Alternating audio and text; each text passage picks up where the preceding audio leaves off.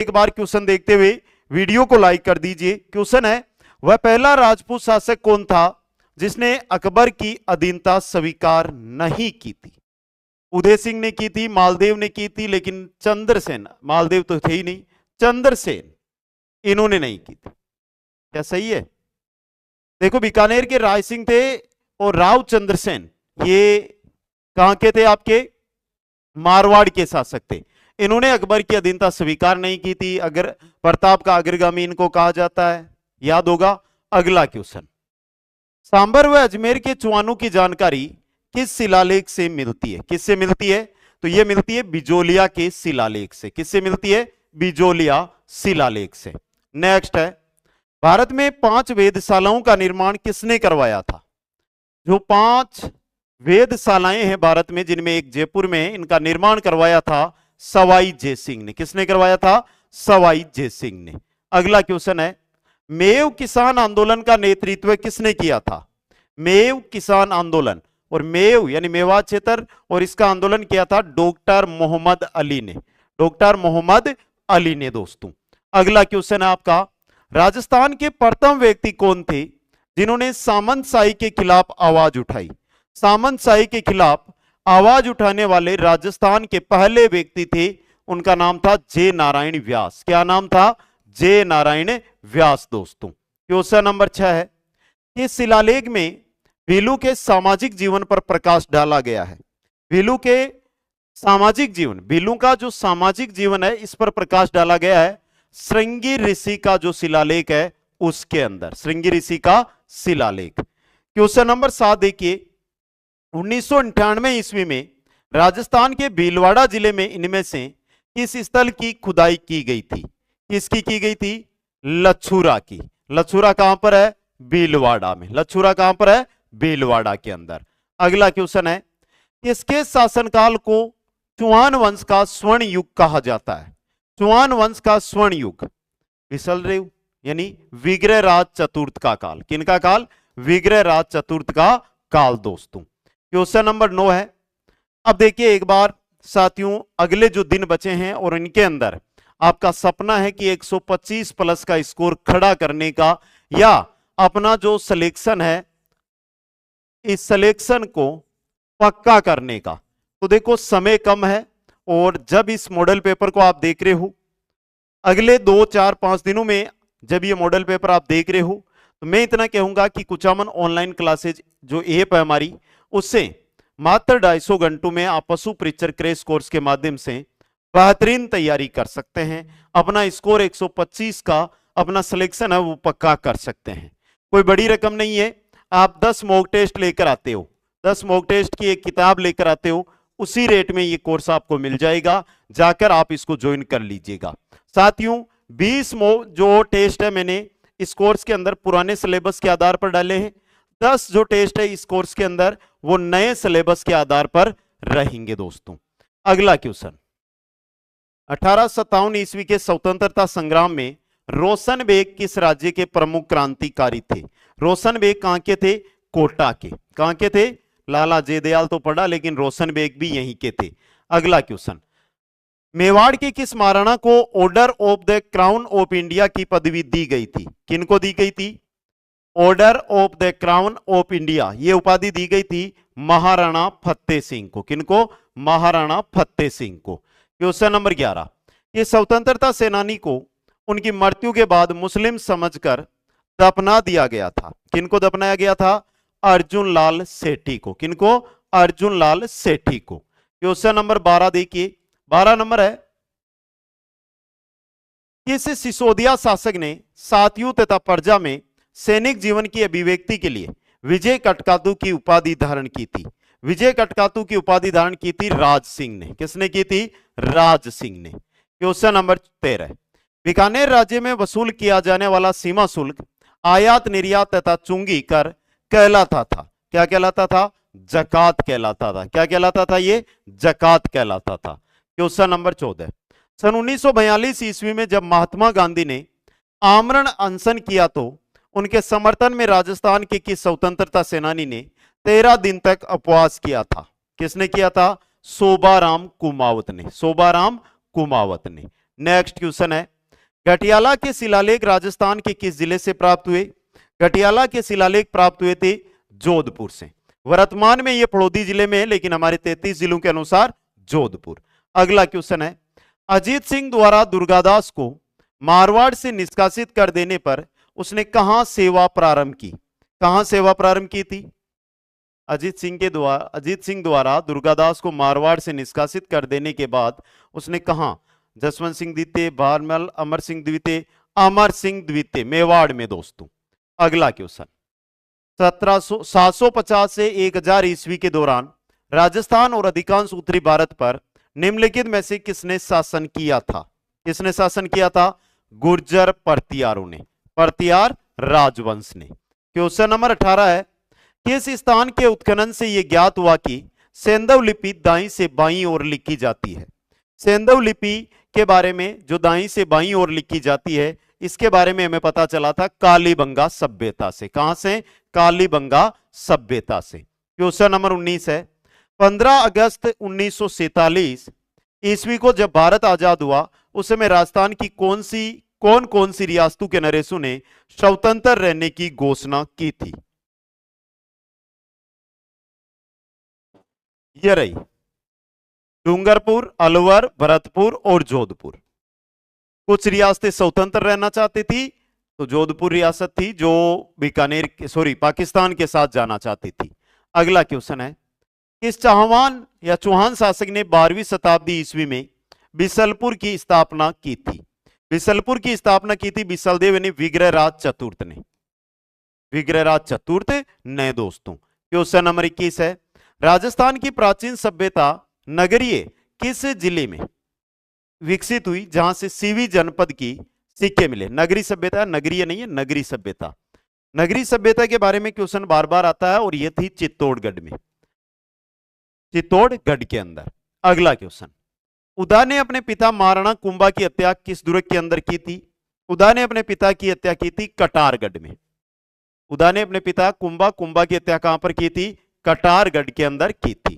Question number 23 है, राजस्थान के बीलू के लिए गोविंद गुरु द्वारा गठित सामाजिक धार्मिक संगठन निम्नलिखित में से कौन सा था? गोविंद गुरु के द्वारा गठित सामाजिक धार्मिक जो संगठन है वो कौन सा था? संप सभा। क्वेश्चन आता है संप सभा की स्थापना।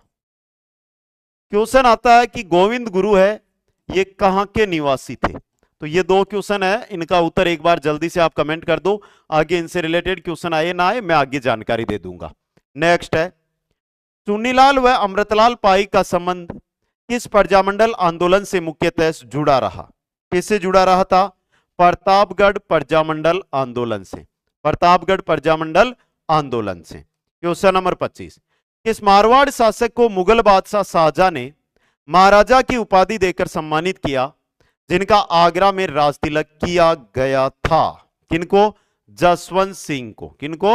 जसवंत सिंह को। नेक्स्ट है, बेणेश्वर मेले का आयोजन किस दिन किया जाता है? बेणेश्वर में जो मेला बढ़ता है ये किस दिन बढ़ता है? माघ पूर्णिमा को। किस दिन? माघ महीने की पूर्णिमा को। क्वेश्चन नंबर 27, संगीत का संक्षिप्त व्याकरण किसे कहा जाता है?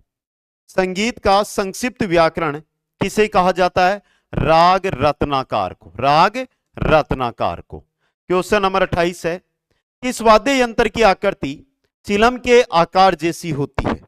चिलम के आकार जैसी आकृति होती है सहनाई की। किसकी होती है? सहनाई की दोस्तों। क्वेश्चन नंबर 29 है, फाल्गुन के महीने में नई फसल के आने के उपलक्ष्य में किए जाने वाला नृत्य कौन सा है? कौन सा नृत्य किया जाता है? बम नृत्य। कौन सा नृत्य? बम नृत्य। वैसे चंग नृत्य भी होता है, यह भी फाल्गुन में ही होता है। अगला क्वेश्चन, शेखावाटी ख्याल के प्रवर्तक कौन थे? शेखावाटी ख्याल और इसके प्रवर्तक थे नानू राम। कौन थे? नानू राम दोस्तों। क्वेश्चन नंबर 31 है, किस लोक देवता को प्रसन्न करने के लिए भैंसे की बलि दी जाती है? भैंसे की बलि दी जाती है मामा देव को प्रसन्न करने के लिए। किनको? मामा देव को प्रसन्न करने के लिए दोस्तों। अगला क्वेश्चन है, खंडित शिवलिंग की पूजा कहां की जाती है? खंडित शिवलिंग की पूजा किस जिले में होती है? डूंगरपुर में। कहां पर? डूंगरपुर के अंदर। क्वेश्चन नंबर 33 है, गुग्गी क्या है? गुग्गी एक वस्त्र होता है। गुग्गी क्या होता है? एक वस्त्र होता है। इंपॉर्टेंट बन सकता है ये क्वेश्चन। क्वेश्चन नंबर 34 है, कपड़ों पर प्रिंटिंग की दोनों तरफ छपाई वाली तकनीक अजरक प्रिंट किस स्थान की प्रसिद्ध है? अजरक प्रिंट की बात करता हूं।